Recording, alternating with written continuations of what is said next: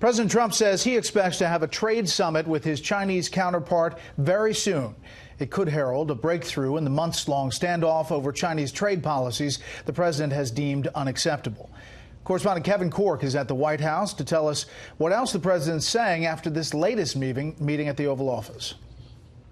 Is it more likely that a deal happens or doesn't happen? Speaking for the United States, I would say it's probably more likely that a deal does happen. In perhaps his most optimistic reading of the talks yet, President Trump this afternoon signaled that the ongoing trade dispute between the U.S. and China could soon be nearing an end. We want to make this a deal that's going to last for many, many years, and a deal that's going to be good for both countries.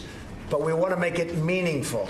Trump's outlook was echoed by China's vice premier, who said a deal was very likely, and Treasury Secretary Steven Mnuchin, who announced that the Chinese negotiators who've been here in Washington for several days would extend their visit to build on progress that's been made this week. The Oval Office meeting today comes as the president prepares to meet the leader of North Korea, Kim Jong-un, whose historic Singapore gathering with the president last year produced a joint statement with the sides agreeing to peaceful relations, the recovery of U.S. troops remains, follow-up talks, and the denuclearization of the Korean Peninsula.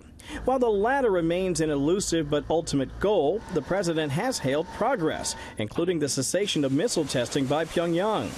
But the news hasn't been all positive. The recently released Worldwide Threat Assessment declared that North Korea is unlikely to completely give up its nuclear weapons and production capability. Its leaders ultimately view nuclear weapons as critical to regime survival. Coates is not alone in his skepticism of the North. CIA Director Gina Haspel accused Pyongyang of being committed to developing a long-range nuclear-armed missile that would pose a direct threat to the United States. The stark language from the president's senior intelligence cadre brings into sharp focus the stakes of the upcoming summit, particularly for our partners in the region like Japan and South Korea. We now have a situation where the relationships are good, where there's been no nuclear testing, no missiles, no rockets. We got our hostages back.